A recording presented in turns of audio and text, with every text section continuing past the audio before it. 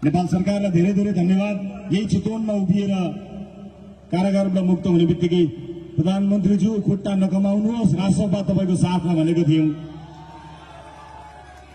अनुहार उज्यालो पार्नुहोस् भनेको थियौं। सबैले राम्रो काम गर्नुभयो। म नेपाल सरकार विशेष गरी सम्माननीय प्रधानमन्त्रीज्यूलाई धेरै धेरै धन्यवाद दिन चाहन्छु।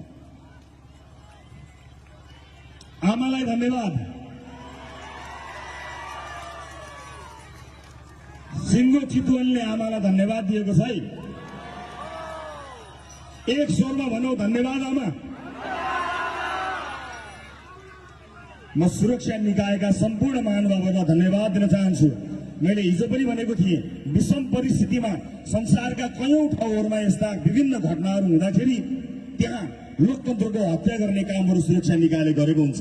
म नेपाल आर्मीलाई धन्यवाद दिन चाहन्छु। उहाँहरूले लोकतन्त्रको रक्षा गर्नुभयो। जति गर्न सकिन्थ्यो, जति गर्नु पर्थ्यो त्यति गर्नुभयो। संसारका कयौं देशहरूमा यस्ता किसिमका घटनाहरू हुँदाखेरि लोकतन्त्रै खतरा भएर लोकतन्त्र कब्जा भएको छ। तर हाम्रो मुलुकको सुरक्षा निकायले अनि विशेष गरेर नेपाली सेनाले नेपालको लोकतन्त्रको सम्मान गरेको छ र आज यो अवस्थासम्म पुर्याएको छ। म सम्पूर्ण सेना परिवारलाई धन्यवाद दिन चाहन्छु। नेपाल प्रहरी, सशस्त्र प्रहरी लगायत सम्पूर्ण सुरक्षा निकायका महानुभावहरूलाई म धन्यवाद दिन चाहन्छु।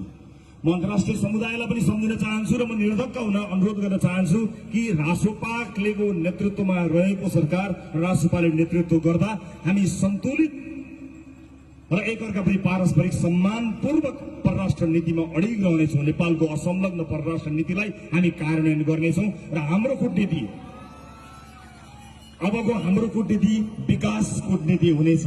डेभलपमेन्ट डिप्लोमेसीमा राष्ट्रपालले विश्वास गर्नेछ।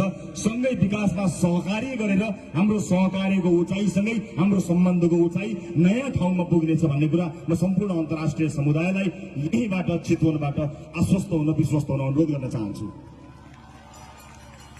म निजी क्षेत्रलाई अनुरोध गर्न चाहन्छु कि अब तपाईले राजनीतिक दल र नेताको आश्रय लिनुपर्ने दिन गएका छन्। तपाईलाई रासोपाको नीतिले तपाईको रक्षा र सुरक्षा गर्नेछ। स्वदेशमा लगानी गर्ने वातावरण बनाउनको निमित्त, तपाईको लगानी सुनिश्चित गर्नको निमित्त, त्यो सुनिश्चित र सुरक्षित लगानीको वातावरणका लागि रासोपाले निरन्तर काम गर्नेछ।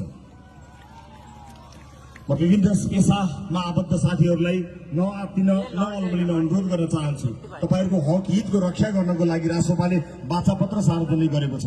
त्यो वाचापत्र अनुसार जनताले मत दिएका छन्। हामी त्यसै अनुसारले काम गर्नेछौँ। म यहाँहरूलाई धेरै धेरै धन्यवाद दिन चाहन्छु त्यसको लागि र आश्वस्त हुनको लागि अनुरोध गर्न चाहन्छु।